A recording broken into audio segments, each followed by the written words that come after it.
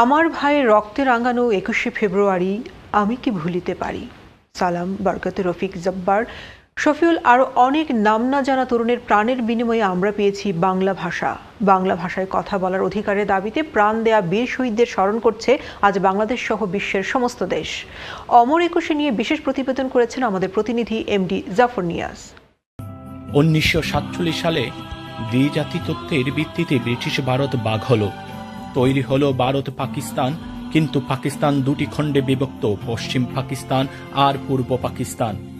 বহুজাতি সত্তা নিয়ে গড়া পাকিস্তান মাত্র 6% মানুষের মুখের ভাষা ছিল উর্দু, আর 56% মানুষের মুখের ভাষা ছিল Bangla.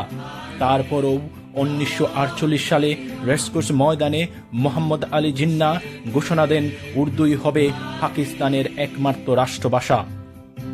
Let me make it very clear to you, leave no doubt that the state language of Pakistan is going to be Urdu and no other language. এতে খুবই ফেটে পড়ে পূর্ব পাকিস্তানের জনসাধারণ।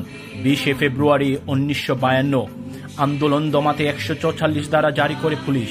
গ্রেপ্তার করা হয় একের পর এক ছাত্র নেতাকে। 1952 সালের 21শে ফেব্রুয়ারি সকাল থেকেই একের পর এক ছাত্ররা একত্র হতে থাকে ঢাকা বিশ্ববিদ্যালয়ের প্রাঙ্গণে। 144 ধারা ভঙ্গ করে রাষ্ট্রভাষা বাংলা দাবি নিয়ে পূর্ব বাংলা আইন পরিষদের দিকে রওনা হয় তারা। তা দেখে গুলিবর্ষণ শুরু করে পুলিশ। তাতে শহীদ হন বরকত, রফিক উদ্দিন আহমেদ, আব্দুল জব্বার এবং হাসপাতালে মারা যান আব্দুল সালাম।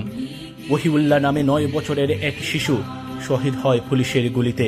পাকিস্তানের কেন্দ্রীয় সরকার গণ আন্দোলনের মুখে 1956 সালে সংবিধানে বাংলা ভাষাকে পাকিস্তানের অন্যতম রাষ্ট্রভাষার স্বীকৃতি দিতে বাধ্য হয় তারা। বিশ্বের মধ্যে আমরাই একমাত্র ভাষার জন্য রক্ত দিয়েছি, তাই ভাষা আন্দোলন আর মানুষের ভাষার প্রতি সম্মান জানিয়ে 2000 সালে ইউনেস্কো 21শে ফেব্রুয়ারিকে আন্তর্জাতিক মাতৃভাষা দিবস হিসেবে ঘোষণা দেয়। যুক্তরাজ্যে লকডাউন থাকার কারণে অমর 21শে ফেব্রুয়ারি পালন করতে পারেনি ব্রাডফোর্ড শহরে থাকা বাঙালিরা। শহীদ মিনারে গিয়ে শ্রদ্ধা জানাতে পারেনি জনসাধারণ। তাই যে যার মতো করে বীর শহীদদের প্রতি শ্রদ্ধা ও দোয়া কামনা করেছেন। আমাদের কাছে এভাবেই মনের ভাব প্রকাশ করেন ব্রাডফোর্ড শহরের বাঙালি কমিউনিটির মানুষ। ভাষা আন্দোলন ও বাংলাদেশ যেহেতু সব মানুষ মারা গেছে, তার লাগে আমি শ্রদ্ধাঞ্জলি জানাই। তার ব্যক্তিগত জন্য দোয়া করি। যারা বাংলা ভাষার দায় জীবন দিয়েছেন তাদেরকে শ্রদ্ধার সাথে স্মরণ করছি। অমর 21শে ফেব্রুয়ারি আন্তর্জাতিক মাতৃভাষা দিবসে যারা আত্মত্যাগ করেছেন তাদেরকে জানাই বিনম্র শ্রদ্ধা। সব ভাষা শহীদদের প্রতি রইল আমাদের বিনম্র শ্রদ্ধা। Mohammad Jafar Niaz, Ion TV, Bradford.